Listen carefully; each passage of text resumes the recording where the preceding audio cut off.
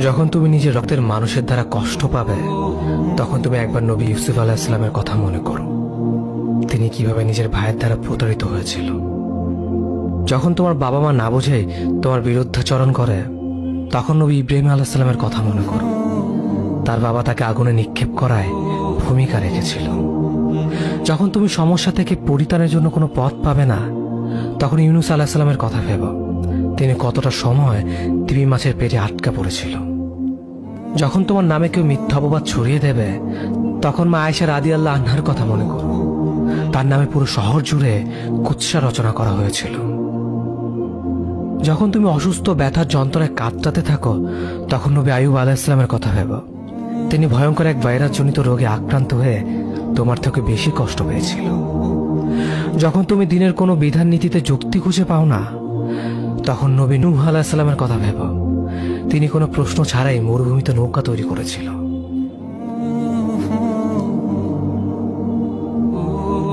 যখন তুমি আত্মীয়স্বজন, পরিবার, বন্ধু বান্ধবের কাছে হাসির পাত্রে পরিণত হও, তখন তুমি শেষ নবী হযরত মুহাম্মদ সাল্লাল্লাহু আলাইহি ওয়াসাল্লামের কথা ভেবো।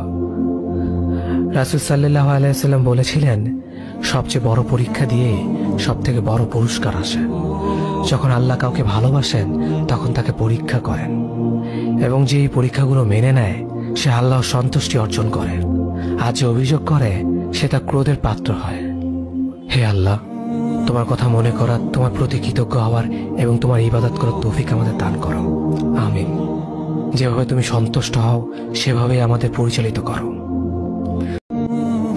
যখন তুমি নিজের রক্তের মানুষের দ্বারা কষ্ট পাবে, তখন তুমি একবার নবী ইউসুফ আলাইহিস সালামের কথা মনে করো। তিনি কিভাবে নিজের ভাইয়ের দ্বারা প্রতারিত হয়েছিল। যখন তোমার বাবা মা না বুঝেই তোমার বিরুদ্ধাচরণ করে, তখন নবী ইব্রাহিম আলাইহিস সালামের কথা মনে করো।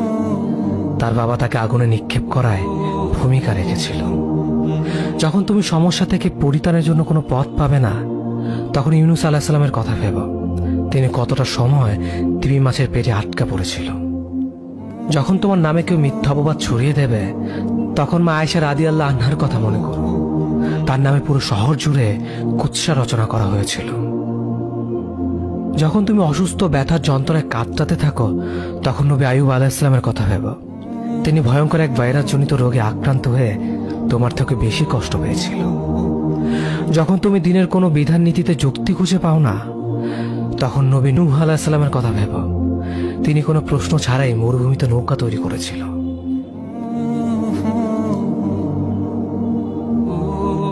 যখন তুমি আত্মীয়স্বজন, পরিবার, বন্ধু বান্ধবের কাছে হাসির পাত্রে পরিণত হও, তখন তুমি শেষ নবী হযরত মুহাম্মদ সাল্লাল্লাহু আলাইহি ওয়াসাল্লামের কথা ভেবো।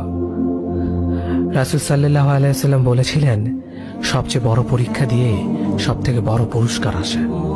যখন আল্লাহ কাউকে ভালোবাসেন, তখন তাকে পরীক্ষা করেন, এবং যে এই পরীক্ষাগুলো মেনে নেয়, সে আল্লাহর সন্তুষ্টি অর্জন করে।